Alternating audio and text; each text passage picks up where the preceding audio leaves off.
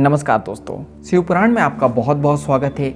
आज हम लोग पढ़ने वाले हैं शिव पुराण की श्री रुद्र संहिता के द्वितीय खंड के 41वें अध्याय शिव द्वारा दक्ष को जीवित करना। तो चलिए शुरू करते हैं।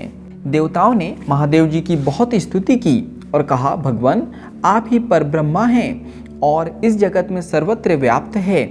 आप मृत्युंजय है। चंद्रमा, सूर्य और अग्नि आपकी 3 आंखें हैं। आपके तेज से ही पूरा जग प्रकाशित है। ब्रह्मा, विष्णु, इंद्र और चंद्र आदि देवता आपसे ही उत्पन्न हुए हैं।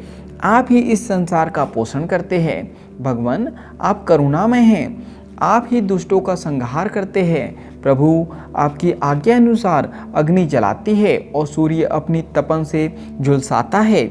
मृत्यु आपके भय से कांपती है। हे करुणा निधान, जिस प्रकार आज तक आपने हमारी हर विपत्ति से रक्षा की है, उसी प्रकार हमेशा अपनी कृपा दृष्टि बनाएं। भगवान हम अपनी सभी गलतियों के लिए आपसे क्षमा मांगते हैं। आप प्रसन्न होकर यज्ञ को पूर्ण कीजिए तथा यजमान दक्ष का उद्धार कीजिए। वीरभद्र और महाकाली के प्रहारों से घायल हुए सभी देवताओं व ऋषियों को आरोग्य प्रदान करें। उन सभी की पीड़ा को कम कर दे। हे शिव जी, आप प्रजापति दक्ष के अपूर्ण यज्ञ को पूर्ण कर दे और दक्ष को पुनर्जीवित कर दे। भग ऋषि को उनकी आंखें, पूषा को दांत प्रदान करे। साथ ही जिन देवताओं के अंग नष्ट हो गए हैं उन्हें ठीक कर दे। आप सभी को आरोग्य प्रदान करें। हम आपको यज्ञ में पूरा भाग देंगे। ऐसा कहकर हम सभी देवता त्रिलोकीनाथ महादेव के चरणों में लेट गए। हमारी स्तुति और अनन्य विनय से भक्त वत्सल्य भगवान शिव प्रसन्न हो गए। शिव जी बोले, हे ब्रह्मा, श्री हरि विष्णु, आपकी बातों को मैं हमेशा मानता हूँ, इसलिए आपकी प्रार्थना को मैं नहीं टाल सकता। परंतु मैं यह बताना चाहता हूँ कि दक्ष के यज्ञ का विध्वंस मैंने नहीं किया है। उसके यज्ञ का विध्वंस इसलिए हुआ क्योंकि वह हमेशा दूसरों का बुरा चाहता है, उनसे द्वेष रखता है। परंतु जो दूसरों का बुरा चाहता है उसका ही बुरा होता है। अतः हमें कोई भी ऐसा कार्य नहीं करना चाहिए जिससे किसी को कष्ट हो। तुम्हारी प्रार्थना से मैंने तुम्हें क्षमा कर दिया और तुम्हारी विनती मानकर मैं दक्ष को जीवित कर रहा हूँ। परंतु दक्ष का मस्तक अग्नि में जल गया है, इसलिए उनके सिर के स्थान पर बकरे का सिर जोड़ना पड़ेगा। भक्त सूर्य के नेत्र से यज्ञ भाग को देख पाएंगे तथा पूषा के टूटे हुए दांत सही हो जाएंगे। मेरे गणों द्वारा मारे गए देवताओं के टूटे हुए अंग भी ठीक हो जाएंगे। भृगु की दाढ़ी बकरे जैसी हो जाएंगी। सभी अध्वर्यु प्रसन्न होंगे। यह कहकर वेदी के अनुसरण करता परम दयालु भगवान शंकर चुप हो गए। तत्पश्चात मैंने और विष्णु जी सहित सभी देवताओं ने भगवान शिव का धन्यवाद किया। फिर देवर्षियों सहित शिव जी को उस यज्ञ में आने के लिए आमंत्रित कर हम लोग यज्ञ के स्थान पर गए जहां दक्ष ने अपना यज्ञ आरंभ किया था। उस कनखल नामक यज्ञ क्षेत्र में शिव जी भी पधारे। तब उन्होंने वीरभद्र द्वारा किए गए उस विध्वंस को देखा। स्वाहा स्वाहा, पूषा, तुष्टि, दृष्टि, समस्त ऋषि, पीतर, अग्नि व यज्ञ, गंधर्व और राक्षस वहां पड़े हुए थे। कितने ही लोग अपने प्राणों से हाथ धो चुके थे। तब भगवान शिव ने अपने परम पराक्रमी सेनापति वीरभद्र का स्मरण किया।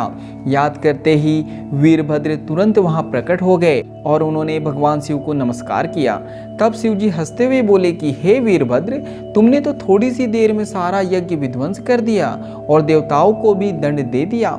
हे वीरभद्र, तुम इस यज्ञ का आयोजन करने वाले दक्ष को जल्दी से मेरे सामने ले आओ। भगवान शिव की आज्ञा पाकर वीरभद्र गए और दक्ष का शरीर वहां लाकर रख दिया, परंतु उसमें सिर नहीं था। दक्ष के शरीर को देखकर शिव जी ने वीरभद्र से पूछा कि दक्ष का सिर कहाँ है।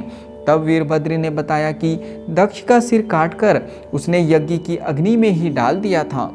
तब शिव जी के आदेश अनुसार बकरे का सिर दक्ष के धड़ में जोड़ दिया गया। जैसे ही शिव जी की कृपा दृष्टि दक्ष के शरीर पर पड़ी, वह जीवित हो गया।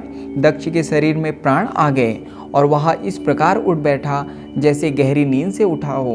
उठते ही उसने अपने सामने महादेव जी को देखा। उसने उठकर उन्हें प्रणाम किया और उनकी स्तुति करने लगा। उसके यानी दक्ष के हृदय में प्रेम उमड़ आया और उसके प्रसन्नचित होते ही उसका कलुषित हृदय निर्मल हो गया। तब दक्ष को अपनी पुत्री का भी स्मरण हो गया और इस कारण दक्ष बहुत लज्जित महसूस करने लगा। तत्पश्चात अपने को संभालते हुए दक्ष ने करुणा निधान भगवान शिव से कहा, हे कल्याणमय महादेव जी, आप ही इस जगत के आदि और अंत हैं। आपने ही इस सृष्टि की रचना का विचार किया है। आपके द्वारा ही हर जीव की उत्पत्ति हुई है। मैंने आपके लिए अशब्द कहे और आपको यज्ञ में भाग भी नहीं दिया। मेरे बुरे वचनों से आपको बहुत चोट पहुंची है, फिर भी आप मुझ पर कृपा कर यहाँ मेरा उद्धार करने आ गए। भगवान, आप ऐश्वर्य से संपन्न हैं। आप ही परमपिता परमेश्वर हैं। प्रभु, आप मुझ पर एवं यहाँ उपस्थित सभी जनों पर प्रसन्न होइए और हमारी पूजा अर्चना को स्वीकार कीजिए। ब्रह्मा जी बोले, नारद, इस प्रकार भगवान शिव की स्तुति करने के बाद दक्ष चुप हो गए। तब श्री हरि विष्णु ने भगवान शिव की बहुत स्तुति की। तत्पश्चात मैंने भी महादेव जी की बहुत स्तुति की। भगवान, आपने मेरे पुत्र दक्ष पर अपनी कृपा दृष्टि की और उसका उद्धार किया। देवेश्वर, अब आप प्रसन्न होकर सभी श्रापों से हमें मुक्ति प्रदान करें। महामुनि, इस प्रकार महादेव जी की स्तुति करके मैं दोनों हाथ जोड़कर और सिर झुकाकर खड़ा हो गया। हम सभी देवगणों की स्तुति सुनकर भगवान शिव प्रसन्न हो गए और उनका मुख खिल उठा। तब वहां उपस्थित इंद्र सहित अनेक सिद्धों, ऋषियों और प्रजापतियों ने भी भक्तवत्सल्य करुणा निधान भगवान शिव की अनेकों बार स्तुति की। यज्ञशाला में उपस्थित अनेक उपदेवों, नागों तथा ब्राह्मणों ने भगवान शिव को प्रणाम किया और उनका प्रसन्न मन से स्तवन किया। इस प्रकार सभी देवों के मुख से अपना स्तवन सुनकर भगवान शिव को बहुत संतोष प्राप्त हुआ। तो यहाँ पर शिव पुराण की श्री रुद्र संहिता के द्वितीय खंड के 41वें अध्याय का समापन होता है। आज के लिए इतना ही। धन्यवाद।